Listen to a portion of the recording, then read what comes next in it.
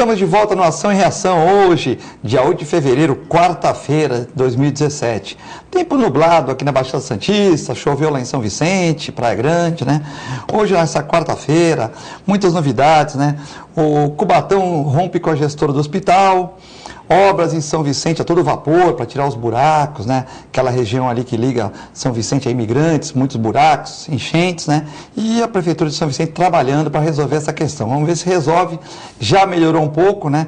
Estão trabalhando no Jockey também e a gente estima que São Vicente consiga resolver alguns dos seus inúmeros problemas esse ano, né? E que a população volte com uma sua autoestima elevada. Hoje, para fazer o programa, eu tenho a grata satisfação de receber dois amigos, né? O homem que faz tudo, José Luiz Tejon, professor universitário, palestrante internacional, tem agência de propaganda, escreve livros, professor da SPN, professor na França, enfim. Se for ficar falando o currículo dos nossos dois convidados aqui, eu vou levar o programa inteiro. Então, queria agradecer ao José Luiz Tejon, que é santista, mas que com 20 anos de idade foi para São Paulo, mas sempre está aqui em Santos e nos deu a honra de estar aqui no programa hoje. Eu queria agradecê-lo. Muito obrigado, um prazer meu, Eduardo. Tá certo. São os dois que vêm de chapéu aqui, o José Geraldo Barbosa e o Tejon hoje, né? Sol quente santista, né? É isso. E também o não menos estimado e com currículo também invejado, Paulo Eduardo Costa, advogado, empresário e hoje secretário de Cultura adjunto de São Vicente. Muito obrigado por ter vindo. Para mim é uma inesgotável honra, notadamente hoje com o José Luiz Tejon, que é uma das figuras, assim, digamos, da cultura brasileira, uma das figuras de maior exponência. Então, para nós é um grande orgulho dividir essa bancada hoje com esse Guerreiros Não Nascem Prontos, que eu acabei de receber aqui na bancada. Não estou fazendo propaganda, mas já estou fazendo propaganda. O livro que o Tejon carinhosamente até me autografou. Muito obrigado, vou ler com muito carinho.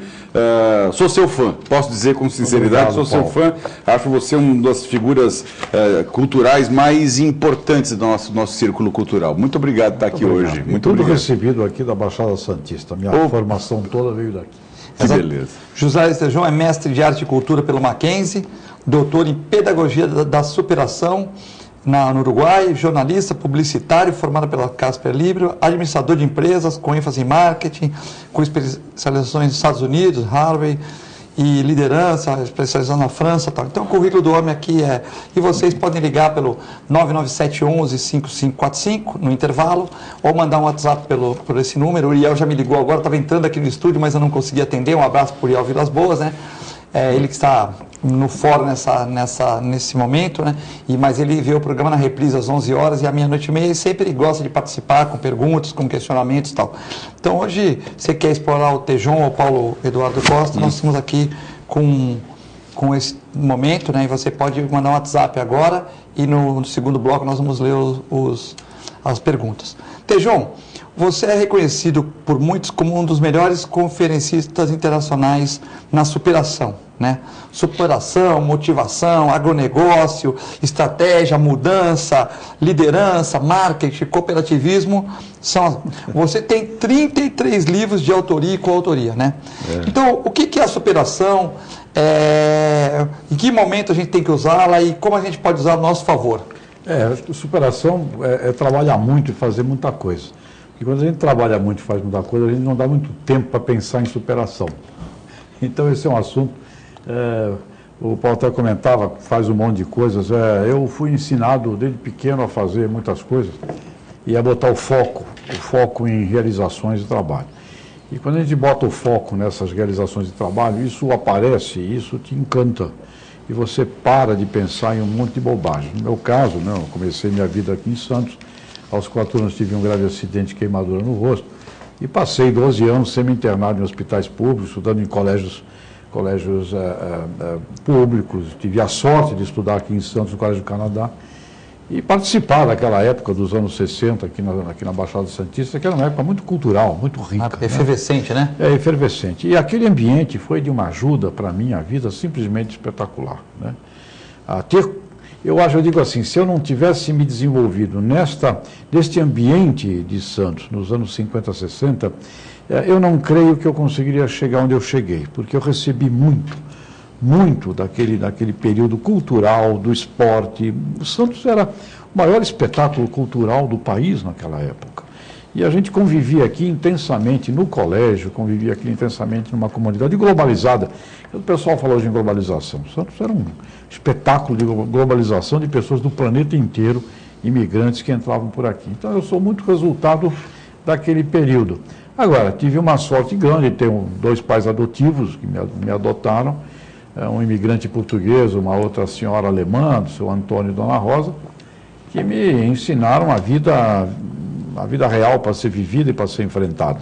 E coragem é um ponto vital, né? Porque a vida vai pegar, mais cedo ou mais tarde, a vida vem, apronta, ninguém escapa. Eu sei, o cara está na praia com 30 anos de idade, mas com 31 ele já não tem emprego, não tem formação, ele vai ter que correr um dia. Né? A vida pega, a vida pega. A vida pega, mais cedo ou mais tarde a vida pega. Então o encorajamento e o fazer,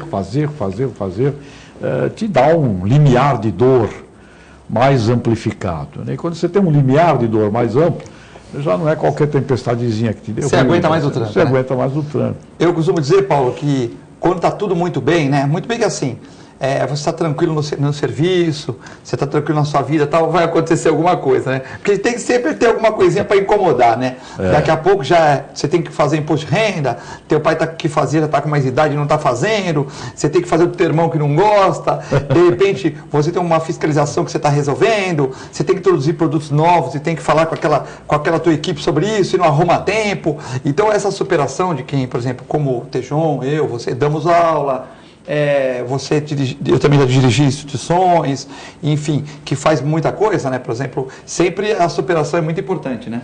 Eu acho que até isso nos faz, os desafios nos estimulam, né? Eu acho que cada dia, a cada problema que a gente enfrenta, a gente consegue superar, parece que a gente busca novos desafios e até Deus nos conduz por esse caminho, né? Porque você vê bem, Tejon hoje é um gênio da literatura, né? Eu vejo aqui que o Voo do Cisne, O Beijo na Realidade, A Grande Virada, O Código de Superação, Liderança para Fazer e Acontecer, são 5 best-sellers que você tem numa carreira de 33 livros. E agora Guerreiros Não Nascem Prontos, que certamente se tornaram best-seller, não tenho dúvida disso. Então, assim, eu acho que isso é o desafio, esse é o estímulo, a provocação da gente fazer sempre melhor. Eu me desafio todos os dias. Eu, quando saio da cama de manhã, eu sei que eu vou ter um dia de lutas. Eu já encaro isso como um desafio de lutas. E a partir de então, eu digo, vou trabalhar melhor, mais aprimorado, com mais dedicação. E a cada não que eu escuto, eu encontro um outro caminho. A cada porta fechada, eu abro um outro. A gente sempre está buscando soluções para os nossos pontuais problemas, e é isso que nos estimula a viver. Eu acho que é por aí mesmo. Imagina se o mundo tivesse acabado e pronto. A vida seria um desânimo gigantesco. O pessoal fala do Brasil. O Brasil tem muita coisa aí para arrumar. Mas o que tem de coisa para fazer é simplesmente estimulante o Brasil. O que tem de coisa para realizar nesse país é de um estímulo muito grande. Então é aquela história, né, que o pessoal fala, o universo é perfeito, ele só está inacabado. Com certeza. Isso que eu falo para os estagiários de veterinário que eu, da faculdade, da minha clínica, eu falo, puxa, eu devia ter feito medicina, ganha mais. Os caras falam para mim, lógico, o cara medicina vai pegar uma residência aí e ganhar R$1.000 por plantão, 900. Eu falei, mas aqui é uma outra coisa. Como o Paulo falou, a dona Norma te adora, porque você curou o gato dela e tal. Também tem isso na medicina, mas eu acho que a veterinária tem uma estimulação porque você pode inventar muita coisa, né? Você pode improvisar muita coisa, porque as pessoas, vão supor, não ter dinheiro de comprar um equipamento moderno para pôr no seu cão, vamos supor, as pessoas não podem pôr um pino no cachorro, você vai improvisar uma tala. Eu acho que isso aí faz você crescer todo dia, né? E é de graça, criatividade não custa. É de graça, né? Aliás, as coisas do mundo são gratuitas, né? A coragem, criatividade, confiança, cooperação, né? Você não compra uma prateleira.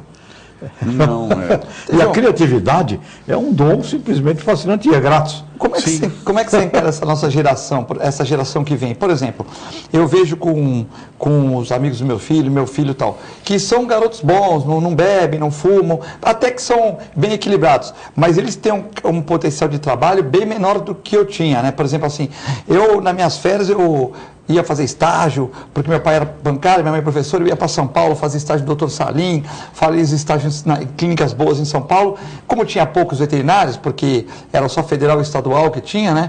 Então a concorrência era menor. E eu ia fazer estágios lá, ficava na casa da minha tia, e a minha tia de segunda a sexta era senhorazinha, não deixava você sair, então eu voltava do estágio, dava uma corridinha lá no Trianon, né? Na Paulista, voltava, ficava vendo o Jornal Nacional, dormia para outro dia. E sexta, e sábado, domingo eu vinha para Santos para passear, e para para baile, para praia e tal. Mas eu fazia estágio desde o meu primeiro semestre. Eu vejo essa molecada, quer dormir 4 horas da manhã, ficar no WhatsApp, ficar tal. Eu vejo que eles, é dessa geração mesmo. Aí eu falo com um amigo meu, poxa, graças a Deus, teu filho é assim, mas pelo menos ele faz faculdade e não bebe. Nós não estamos limitando por baixo essa geração. Claro que tá. Fica um monte de morno. Né?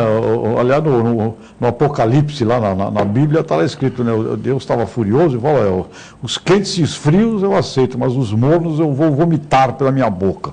Ou seja, agora, para quem desejar, nesse mundo contemporâneo, agir, atuar, se relacionar e conquistar coisas, é simplesmente espetacular o potencial que existe e a acessibilidade que existe. Agora, quem ficar no lumpen dessa distração, quem vive o reino das distrações, que é gigantescas, ele vai ter uma vida amorna. Por isso que já pôs o bichinho para trabalhar. Já pôr o bichinho. Amor ao trabalho é fundamental. E outra, encontrar o dom. Quem não encontra o dom, não é feliz. Tá certo. E o encontro do dom, que é aquele que é o teu diferencial íntimo, quanto mais cedo encontrar o dom, melhor para o ser humano. Sou muito amigo do maestro João Carlos Martins, né? Ele contando a história dele para mim. Eu encontrei meu dom aos 6 anos de idade. Quando você encontra um dom, você vence qualquer barreira, porque aquilo te dá um entusiasmo interior gigantesco. Para encontrar o dom, alguns são sortudos. Encontram aos 4 anos, 5 anos, 6 anos como maestro. Outros demoram mais. Mas para encontrar o dom, você tem que dar-se a experiência. Você tem que estar ligado. Você tem que dar-se a experiência para saber o que não é, o que pode. E aí obrando, trabalhando. Não é ficar deitado vendo televisão que você vai achar seu dom, né? Você não vai virar um roteirista de Hollywood. Mas isso se deve muito também, Eduardo e Tejon, eu acho que se deve muito também à família, né? Aos valores familiares. Porque, por exemplo, João Carlos Martins esteve lá, descobriu o seu dom aos 6 anos, mas certamente os pais o estimularam, né? Aquela criação familiar, aquele respeito familiar, a hierarquia familiar. E o que a gente está faltando hoje, talvez, esses valores familiares estão muito ausentes. Você tem razão. Quando a gente fala, por exemplo, do teu filho sendo um exemplo, você fala, poxa, que orgulho, né? De você ter conseguido criar de maneira correta. Porque quando eu vejo, por exemplo, como eu vi agora, ontem, anteontem, os saques que estão sendo feitos em Vitória, no Espírito Santo, dono de casa, em Guarapari, e o carro andando na rua e as pessoas saqueando as lojas, e pessoas que normalmente não eram ligados a furto nem a roubo, gente da classe média, vendo naquilo uma possibilidade de saque, aquilo me cortou o coração, porque eu disse, meu Deus, meus pais não me ensinaram isso não, meus pais me ensinaram que o certo é certo, o errado é errado, e 2 e 2 sempre dá 4, né? Não é para ficar nessa brincadeira. Por isso que eu acho, tudo isso vem também, não só do dom, mas do estímulo familiar, da base familiar. Você, por exemplo, Tejon, embora tenha sido filho, como você disse, filho adotivo, não teria toda essa tua estrutura de bagagem se seus pais não dissessem, esse é meu filho, eu vou cuidar dele, eu vou estimulá-lo. E hoje está aí. Você hoje é um gênio da literatura, uma pessoa que a gente respeita muito, até pela tua capacidade cultural, mas em função desse valor familiar que a gente está esquecendo mesmo. E o Filete, mais do que ninguém, merece parabéns. Rédea curta também, não. Primeiro semestre, tudo bem, segura para trabalhar. Não quer? Então é o seguinte, não recebe. Normal. Aí começa a pegar estímulo pelo trabalho, gosta, faz amizade. Aí o dia que falta para uma coisa, puxa, faltei, tinha que fazer aquilo lá, não fiz. A pessoa começa a pegar um certo gosto, né? E são valores fundamentais que, como o Paulo estava dizendo, a honra, a palavra, a dignidade. Faz uma porcaria, vai e conserta. Porque porcaria a gente vai fazer. Fez uma porcaria, vai aprender a consertar. Então, essa coisa do guerreiros que não nascem prontos, nós somos resultado de uma constante e permanente educação. E tem uma coisa importante, né? A nossa família tem uma importância gigantesca, porque nós somos resultado do que acontece conosco até 10, 11, 12 anos de idade. Os nossos vizinhos também é importante. A comunidade, por isso que eu mencionei aqui muito a importância de Santos naquela época. Você tinha uma civilização aqui, que era uma civilização culta, uma civilização de valores, e não era só na tua casa que você recebia isso. Eu recebia essas prensas, no bom sentido, nas casas dos vizinhos, na mãe do meu amigo, no pai do amigo com quem eu andava. Na escola, ai da ideia de você ir lá reclamar de professor e que professor não presta. Imagina naquele tempo um absurdo desse tipo. Então, eram-se meia dúzia de valores fundamentais. Agora, hoje, para quem quiser dar saltos na vida, tem muito mais possibilidade do que tínhamos na nossa época. Essa questão de reclamar de professor, né? Isso, quando meu filho era pequenininho, ele falava para mim, pô, pai, eu falei, filho, deixa eu explicar uma coisa para você. Você vai ter patrão legal e chato, patrão não sei o quê, vai ter superior seu, por exemplo, hoje o Paulo, ele é adjunto da cultura. Então, na cultura, tem alguém, pois é o Paulo, e vai descendo o escalão. Vamos supor que o Paulo não fosse uma pessoa fácil, amável, ele gosta que trabalhe. Uma pessoa que é escalão abaixo tem que aguentar o jeito dele, vai ter que aguentar. Então eu falei, professor, se ele é desse jeito, você que tem que se transformar, não é ele. Ele já é teu professor, está lá para te ensinar. Se ele quer que você faça 10 lições por dia, você faz as 10. O outro pede para você fazer uma, você faz 2, porque o ensinamento é para você. Então sempre faça mais do que ele pediu. Né? Sempre tente estudar além.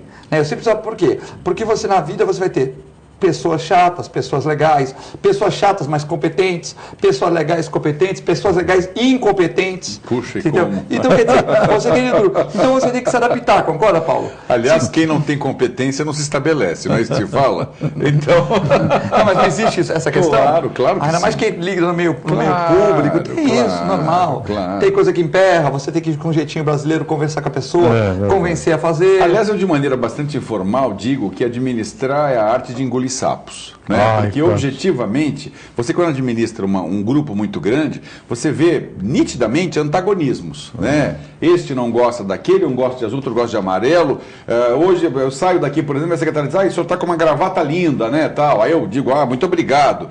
Mas é capaz de ter alguém no ascensor dizendo, mas que gravata horrorosa essa, entendeu? Então, administrar realmente é bastante difícil, a gente tem que saber conciliar, tem que entender, tem que fingir às vezes que não ouve, às vezes que ouve, tem hora de ser duro, hora de ser brando, mas é difícil, não é fácil. É uma arte humana. É uma arte humana. Uma arte humana. E um grande líder não existe para fazer o que as pessoas querem.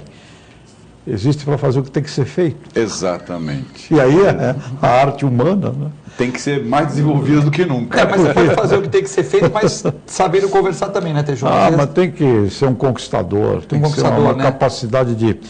num dos meus estudos aí da minha tese de doutorado, eu identifiquei 10 itens fundamentais de seres humanos que superam. Um deles é a capacidade da amabilidade. Se você não sabe ser amável, você não vai ter o mundo. E você vai ter situações que você vai ter que ter coisas que não é pagando. Você tem que ter coisas, conquistar ambientes, situações. Sim.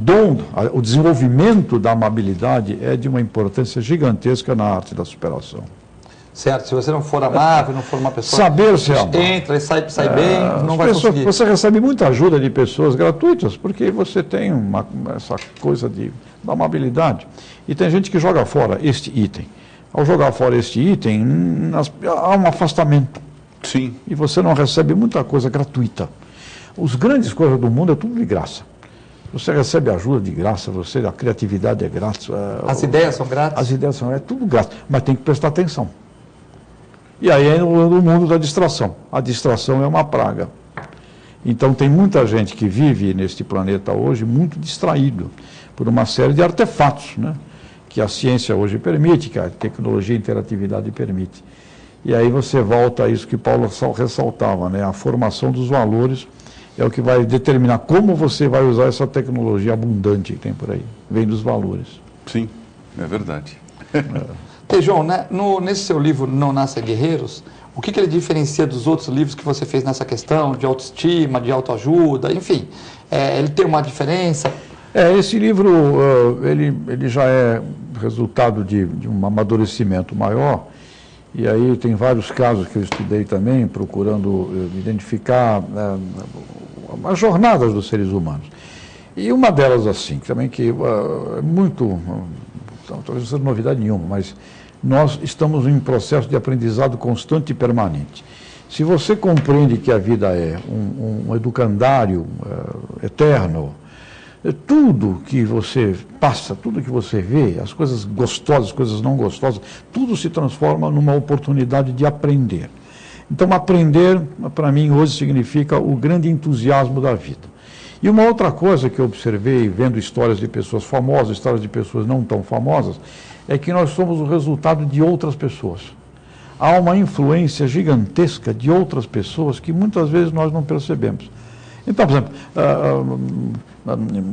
história famosa de um ser deste, um camarada como Bill Gates, por exemplo. Bill Gates, um gênio, etc. Mas tudo que foi oferecido a ele foi oferecido a uma outra pessoa, chamada Kildall, que por N circunstâncias não pegou. Era distraído. Estava distraído. Estava distraído. Kildall, estava distraído. Aí essa pessoa pega e oferece ao Bill Gates fazer o DOS lá para a IBM. Então você vai vendo por trás dessas histórias, de qualquer ser humano, existe um supply chain, né, para usar um termo de marketing, existe uma cadeia de suprimentos que a gente não se toca. E qual é a importância de trazer isso para a nossa consciência? Se isto é verdade, isso está por trás de todas as histórias humanas, inclusive da minha, eu tenho que passar a prestar muito mais atenção em todas as relações e em todos os instantes que eu esteja.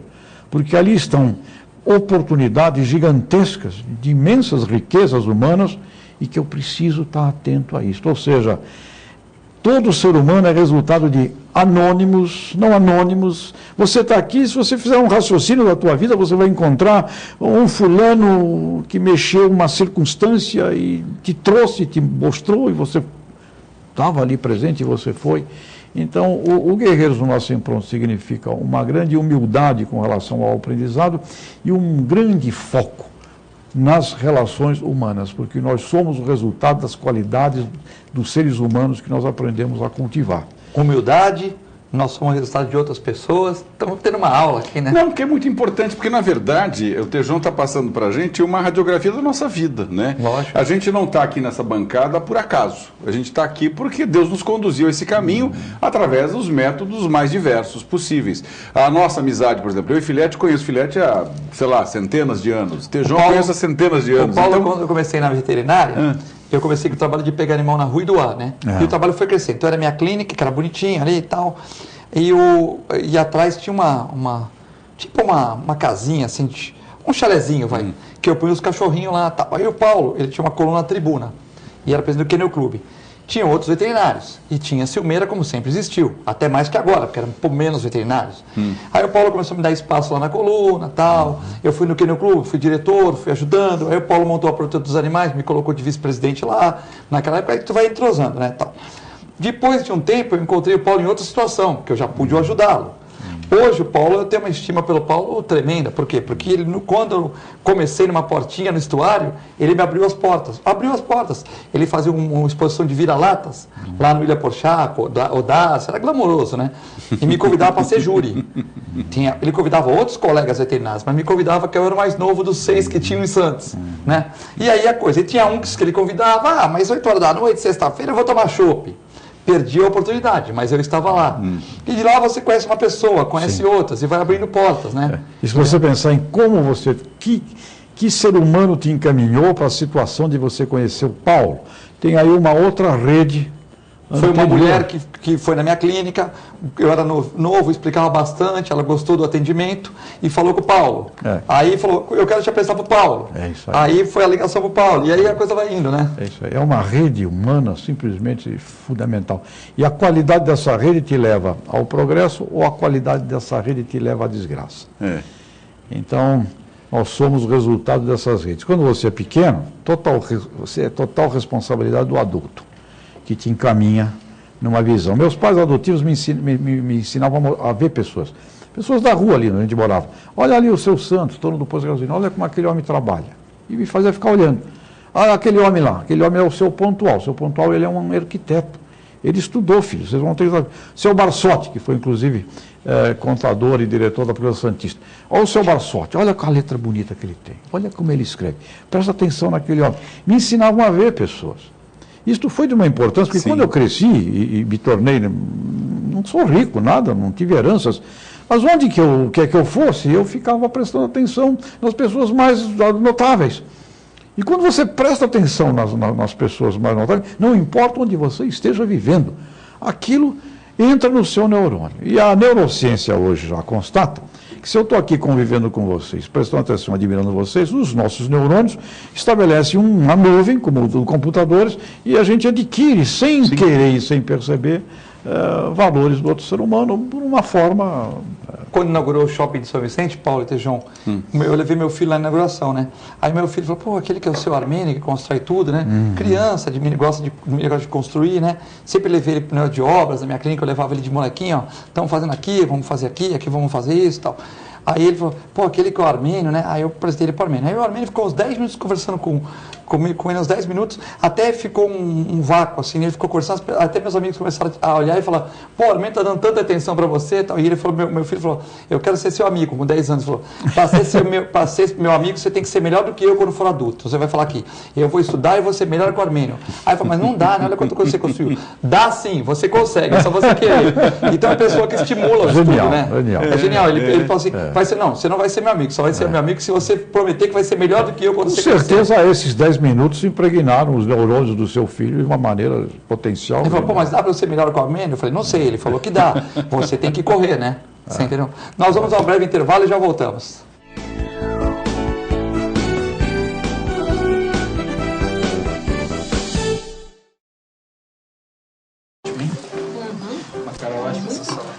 Luísa.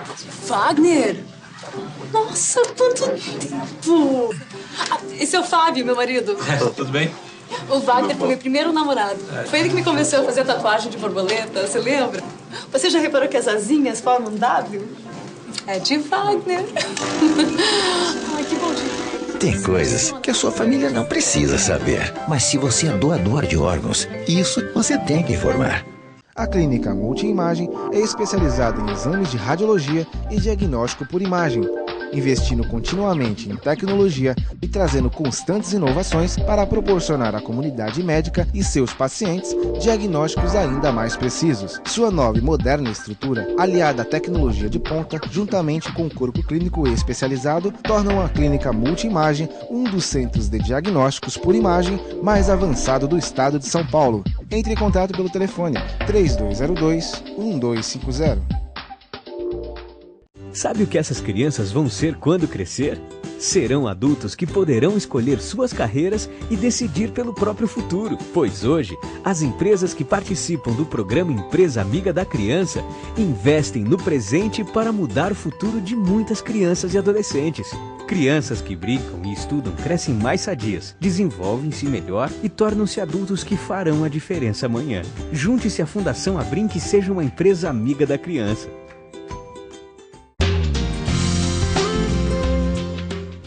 Apoio ACESP, Associação dos Canais Comunitários do Estado de São Paulo. Com o objetivo de atender cada vez melhor, o Plano de Saúde Santa Casa oferece a você e a sua família uma ampla rede de atendimento em Santos, São Vicente, Praia Grande, Cubatão e Guarujá. Além de contar com a melhor equipe médica e multiprofissional do litoral paulista. Plano de Saúde Santa Casa de Santos. O melhor atendimento em plano de saúde. 3226-6200. Sintracomos. 76 anos de lutas e conquistas em prol do trabalhador. Um sindicato forte a serviço do trabalhador. Este é o Sindicato dos Trabalhadores das Indústrias da Construção Civil, Montagem e Manutenção Industrial e do Mobiliário de Santos, Cubatão, Guarujá, São Vicente, Praia Grande, Mongaguá, Itanhaém, Peruíbe e Bertioga. Associe-se ao Sintracomos e faça parte da nossa família. Administração, Presidente Macaé Marcos Braz de Oliveira.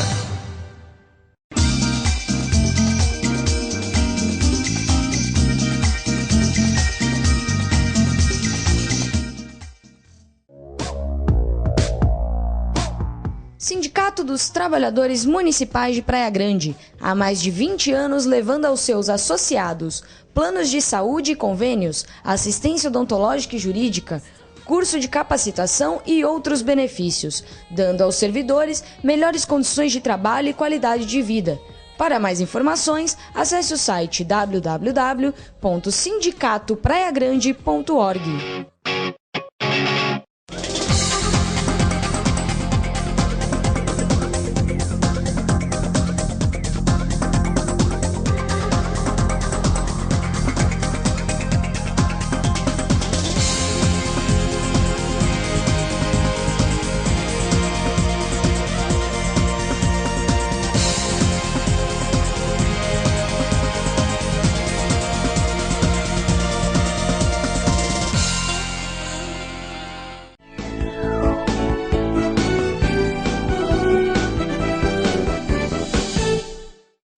Estamos de volta na Ação e Reação, hoje novamente dia 8 de fevereiro, quarta-feira, tempo nublado aqui na Baixada Santista, né?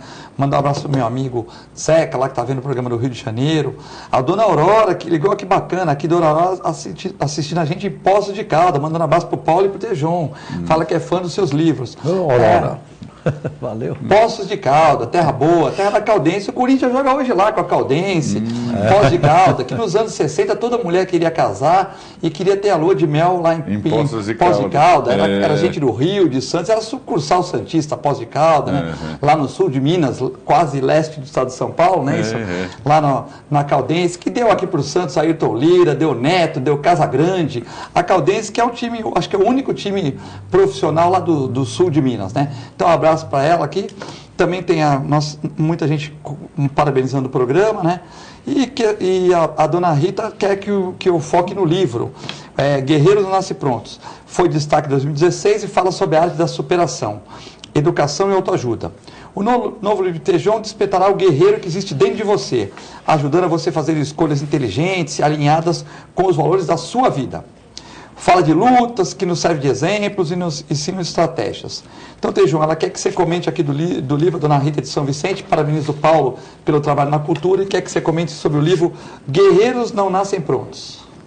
Pois é, Dona Rita, esse livro trata principalmente, nós deveríamos nos educarmos as crianças, desde pequenas, com relação a esta coisa da luta. A vida é um embate, a vida é um enfrentamento, a vida é um confronto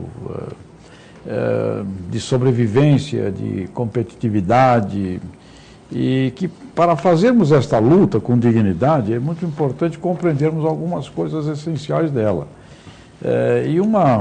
E entre elas, uma coisa que eu destaco muito nesse meu livro é uma competência para a cooperação. A cooperação é a forma com a qual nós podemos transformar todo o nosso entorno em ações conjuntas, porque a criatividade ela é uma bênção para qualquer um, mas nós não conseguimos mais criar sós.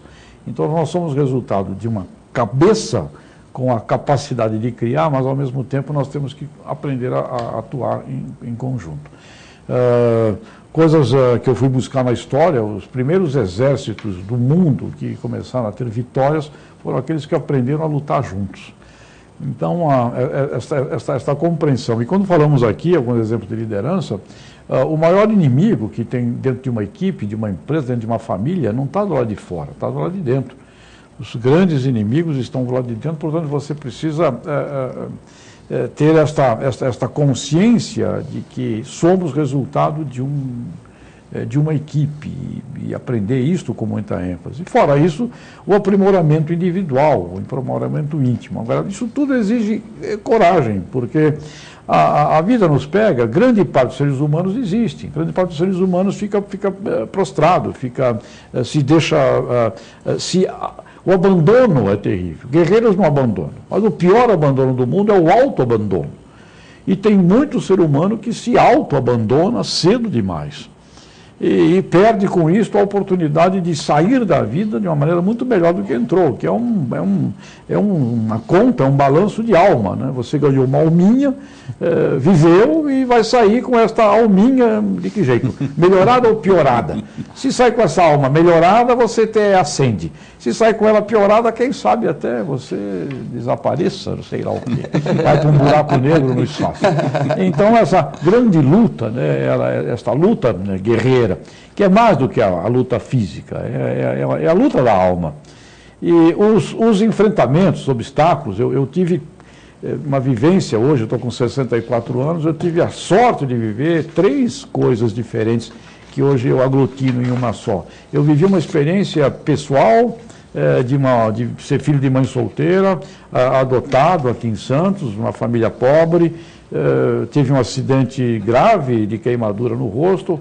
Passei 12, 13 anos semi-internado em hospitais públicos, comecei meu estudo na escolinha para crianças excepcionais da Santa Casa de Santos, uma experiência que quem olhasse diria, isso não tem chance nenhuma de ir a canto algum.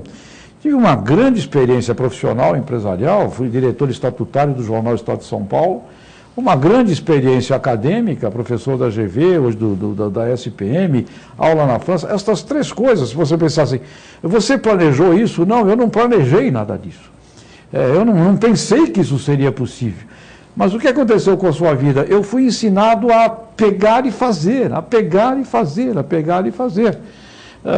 Num dos livros dos americanos, Suicide on Your Own Terms, que foi lançado no Brasil com o título Sucesso ao Seu Jeito, os americanos me perguntaram qual foi o primeiro momento que você sentiu uma grande felicidade. Eu fiquei, volta no tempo, não é a maior, não, a primeira. Eu voltei no tempo e me lembrei, na Vila Belmiro, onde eu vivi, quando os meninos da rua bateram na porta da minha casa e me chamaram para jogar bola com eles. Eu tinha acho que uns 8 anos de idade, por aí. Eu fiquei internado na Santa Casa dos 4 até os 7, aí saí. E quando os meninos bateram, eu me lembro desse momento de felicidade. E aí esses 2 americanos, o Greenberg, perguntou, mas o que aconteceu para isso acontecer? Ninguém bate na porta da sua casa, o que ocorreu antes? Eu nunca tinha pensado nisso. Aí eu me esforcei voltando um tempo, o que aconteceu para que esses meninos fossem na porta da minha casa bater? E aí, quando eu descobri, quando eu recordei, tive uma emoção gigantesca, chorei na frente dos americanos, porque eu tinha esquecido aquilo. O que aconteceu? Eu tinha medo de sair na rua, tinha medo de ver as pessoas por causa do acidente, e minha mãe dizia, você tem que me ajudar na feira, aquela feira que tem ali na Praça José Olímpio de Lima, até hoje tem essa feira.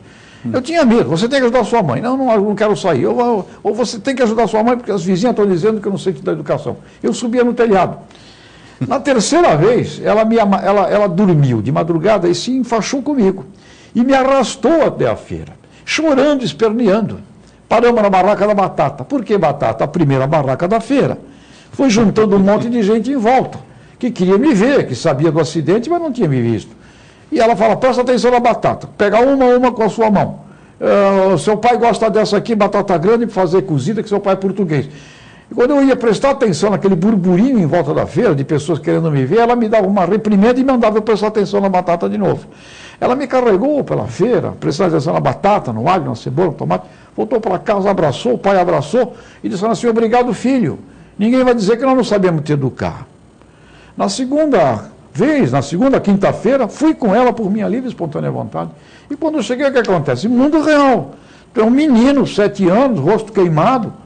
O outro menino chega aí queimado, mas ele é um gordo do chão, aí ele é o Buda, o outro é o Chico Boy, isso é.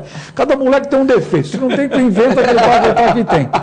Agora, qual é a moral da história? A moral da história é que essas coisas fundamentais, este encorajamento, me levou na feira e me fez prestar atenção na batata. O que é o foco?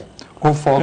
Então, o que acontece na nossa vida até os nossos 9, 10, 11, 12 anos é de uma importância imensa e gigantesca. Muito maior que Harvard, Estadão. Isto tudo é consequência de algo que... dessa base familiar que eu falei há pouco, né? Dessa vontade de ter a família te educando e te criando como um cidadão. Como não me acovardando. Exatamente. E não me protegendo. Exatamente. Vamos junto. Você vai. E olha, presta atenção nisso. Não esquece aquilo.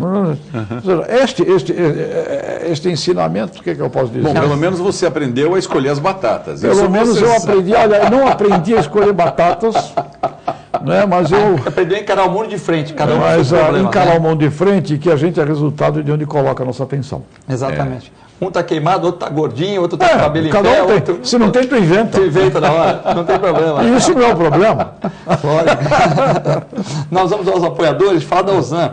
Ligue para 32288000. Ozan, faça como quase 500 mil pessoas na região. Faça como Paulo Eduardo Costa, Augusto Capô de Casa, Aldo Santos Pinto, Nelson Rodrigues, Rogério Conde na Portuguesa. Tem Ozan para todo mundo. Plano de assistência familiar. Hoje em dia, muita gente está largando o plano de saúde, né? Tem aquele caderninho que tem os médicos, laboratórios com desconto, né? Ozan, se você ligar agora, peça um desconto, fala que viu aqui no Ação e Reação, né? E com certeza eles vão te dar um bom desconto.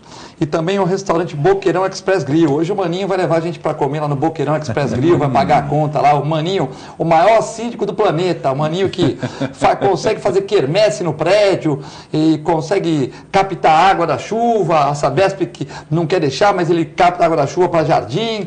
Então, um abraço para o grande Maninho que vai pagar hoje ao almoço no Boqueirão Express Grill, Rua Lobo Viana 89, ao lado da Unisanta, em frente ao Supercentro Boqueirão. Mandar um abraço pro Marcelo Teixeira, que tá vendo o programa também. Ele tá namorando o Ação e Reação também, que já foi do São Cecília, pra gente voltar para lá também, fazer um link lá também. Grande Marcelo Teixeira, futuro presidente da Federação Paulista de Futebol, hein? Já tô anunciando aqui. O Reinaldo tá muito bem, mas daqui uns 2, 3 anos, ou até antes, o Marcelo tá pronto para trabalhar na nossa Federação Paulista de Futebol.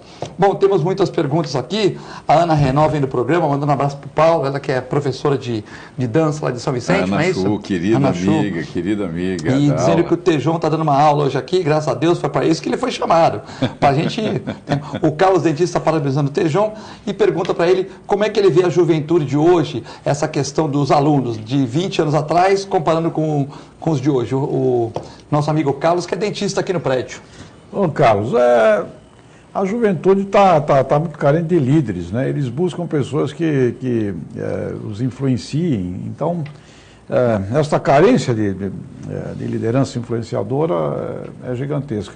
As redes sociais funcionam como grandes distrações, mas também, para quem utilizar tudo isto com sabedoria, é um potencial gigantesco. A gente tem relacionamento com alunos.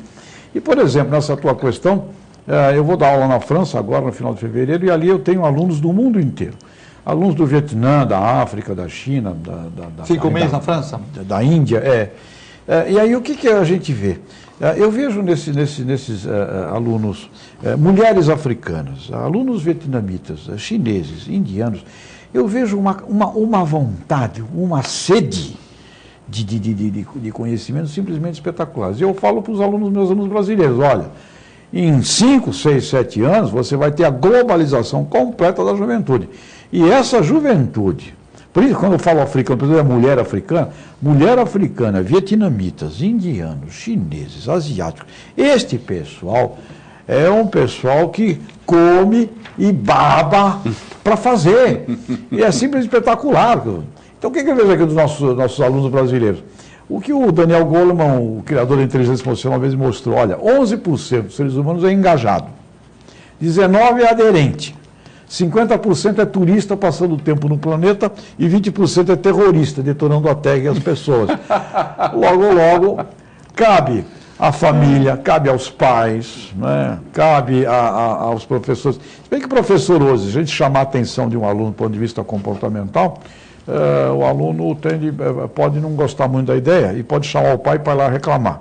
Depois ainda avalia mal o professor, ele é mal avaliado na escola porque ele tenta ser um educador, não só da matéria, mas um educador. Em vez de ele só estar lá para ensinar, ele tem que educar também. Tem que educar, né? O professor tem que educar. Não dá para a gente educar na porrada, né? Como a gente era educado, que a gente lá tinha medo do professor, tinha aquele respeito e tal. Então, se você fala pro cara, pô, tá tendo telefone na minha aula, ele já acha que você tá chachando e tal. O que acontece? Ele vai lá reclamar na reitoria, não acontece nada com você, mas é mais um que reclamou. De repente, a reitora tá lá fazendo trabalho, chega um chato lá para falar mal de você. Ninguém gosta de gente falando mal. Fala, pô, esse cara, por que não fala mal do Paulo Eduardo Costa, fala mal do Tejon ou do Filete? Ah, mas o Tejon é um professor doutor e tal. Mas ele pega no pé, o outro é mais bonzinho, mas talvez o conteúdo não seja o mesmo. Aí o que acontece? Então eu começo a brincar com o aluno, porque aí brincando você não estressa e ao mesmo tempo o cara para, porque ele sabe que se atender o telefone, ele vai de uma certa maneira, a pessoa que está ligando para ele não vai achar que ele está em outro lugar, e aí complica um pouco a situação, né? Você dá uma lição, né? uma certa lição. Agora, e a pessoa não pode se irritar comigo, porque eu estou brincando, né? Você ficou agradável. Agora, esses jovens, é o seguinte, quando eles saem dessa faculdade e vão para o ambiente de trabalho, o ambiente de trabalho o ambiente de trabalho é competitivo. O cara tem que ser bom. E chega no trabalho, que vocês falaram agora há pouco, você não está na empresa para gostar de chefe. Não. Você está na empresa para ver como é que realiza. E verificar numa empresa como é que você vai fazer acontecer. Aí o camarada é cheio de dodói. Não gosto dali. O refeitório não é bom. Onde é o estacionamento? Aí começa com um monte de coisa. E aí, isso aos 23 anos é engraçadinho. Aos 25, mais ou menos. Aos 27 começando a ficar tanto. Aos 35, acabou a carreira dele. É o chato. Acabou a carreira dele, né? Então, nós temos sim um dever no universitário, um dever de formar caráter. Aqui você vê as perguntas bombas também, né? O Ricardo da São Vicente, você vai começar pelo Paulo essa aqui. O Ricardo de São Vicente pergunta o que ele acha do Dória passar tinta cinza e apagar grafites na 23 de maio. Olha, eu acho assim, veja bem, o Dória está fazendo um trabalho em questão de urbanidade, né?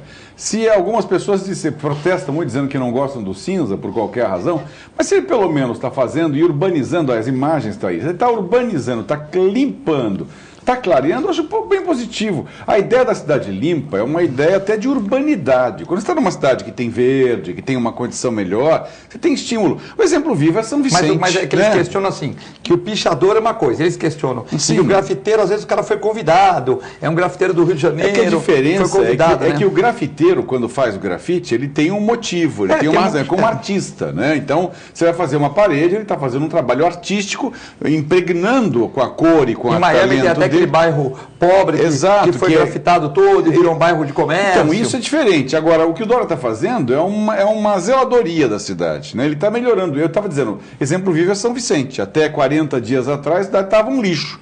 Hoje você entra na cidade e fala, puxa, não tem mais lixo, a grama está cortada, a luz está acesa. Eu amo São Vicente.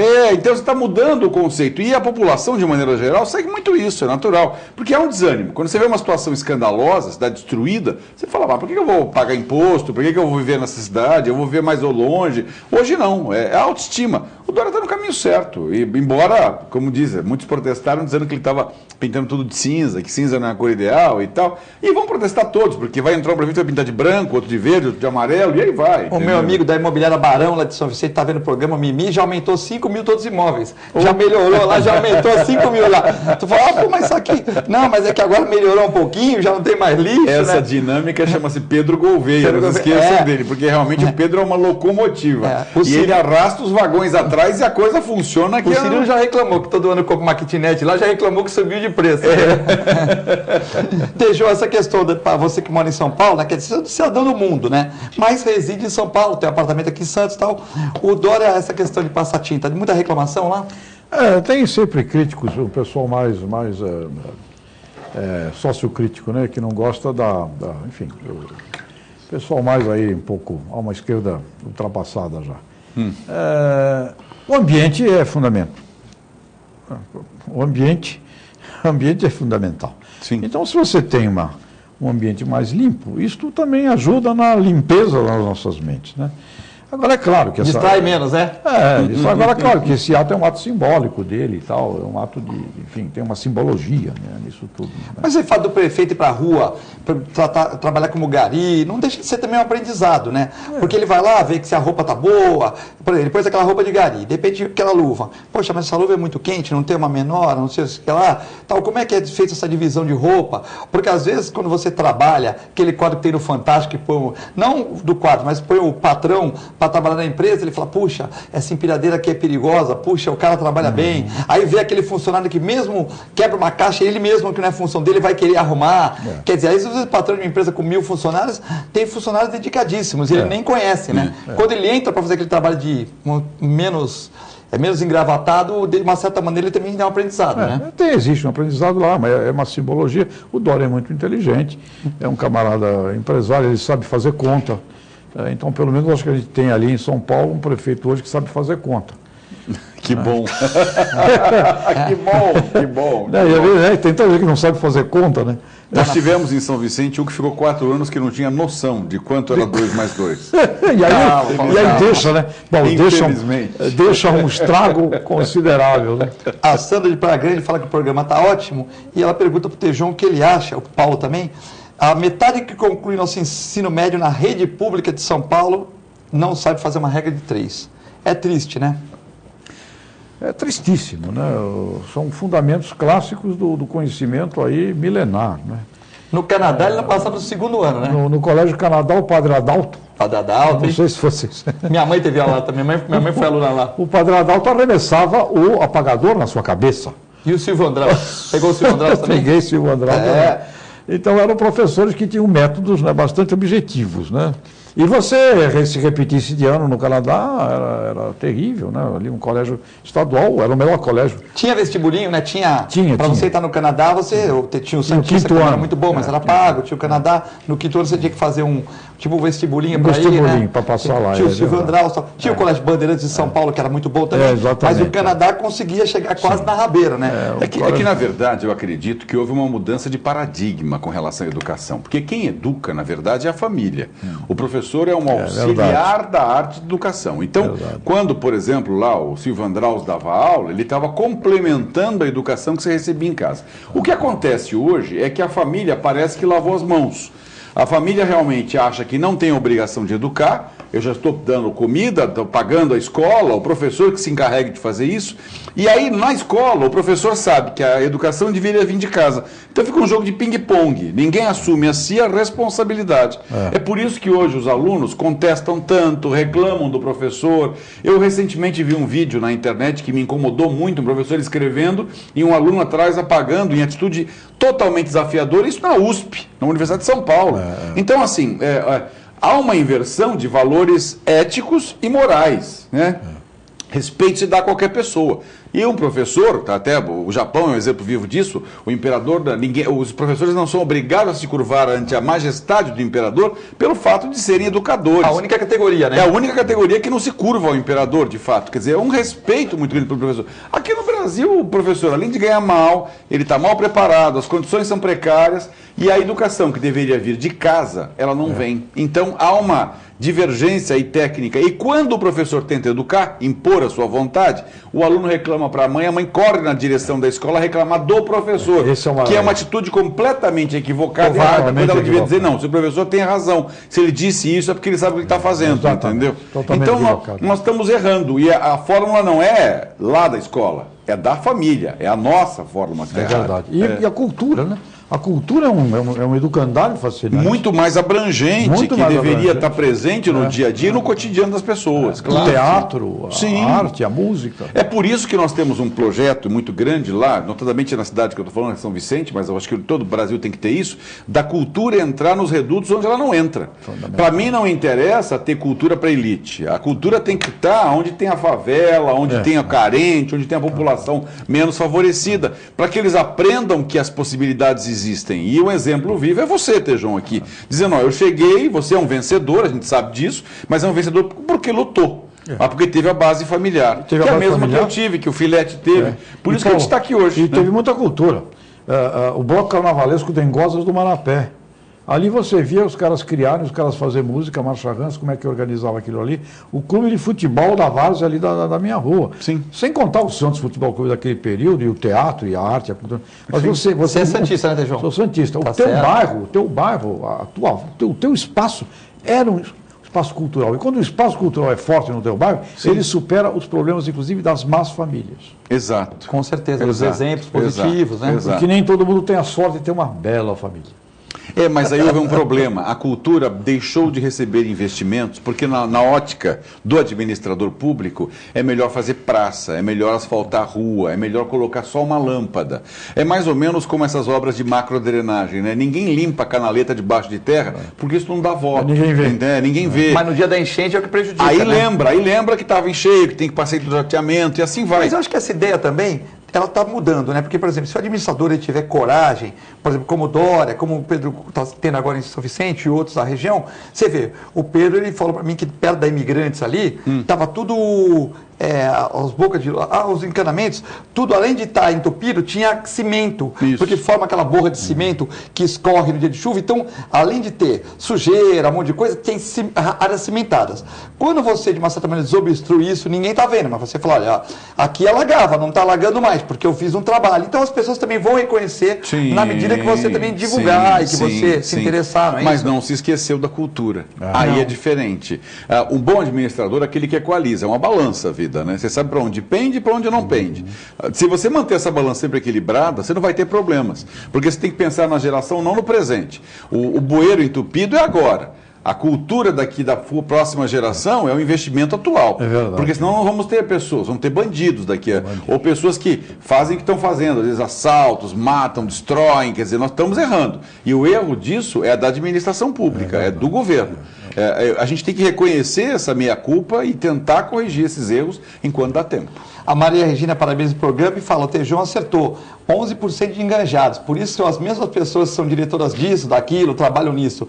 Ela quer dizer assim, que o cara é diretor do Rotary, conselheiro no Instituto Geográfico, trabalha é professor, é palestrante, são esses 11% que acabam são as locomotivas da sociedade, não é isso? Temos que ter consciência disso e temos que atuar com essa consciência de luta.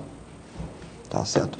Bom, temos que encerrar o programa. Fiquei muito grato ter o Paulo Eduardo Costa aqui, secretário de Cultura de São Vicente. Mande um abraço para o Fábio, para o Israel Dias, para o Edson Santana, para o Edgar Lutero, para a Nora Walker, o Valdir Santos, todos do Instituto Histórico e Geográfico, né? E também uma honra ter o José Luiz Tejon aqui. Quando tiver a Santos, vier a Santos para negócios, para palestras, comunique aqui com a TV Com, para que a gente possa convidá-lo mais vezes. Com certeza é um ícone da sociedade. A gente tem que explorar mais você aqui no programa, dando incentivo para as pessoas, principalmente para os jovens, né? Obrigado, Filete. Fico honrado. Paulo, prazer imenso aí, parabéns pela obra, né? Cultura realmente é vital em tudo. E vai um abraço para o Maninho, né? O grande Maninho, um abraço a ele. Eu quero aproveitar, aliás, dizer que eu já fiz o convite aqui em off, mas vou convidar de novo para o Tejon fazer um lançamento deste livro no nosso Instituto Histórico e Geográfico de São Vicente. A cultura vicentina vai se sentir muito honrada de ter você lá. Por favor, está aqui. Eu ofereço uma palestra também, fica questão de combinarmos a agenda. Então eu agradeço. Ótimo. E então, em breve teremos uma palestra do José Luiz Tejon, aqui, santista, nossa região, que está para o mundo, né? E vem de São Vicente, na Célula Mater, para nós, né, para abrilhantar a noite. Com certeza vai ser uma noite de muito aprendizado. Bom, fiquem com Deus e com a nossa extensa programação. Muito obrigado.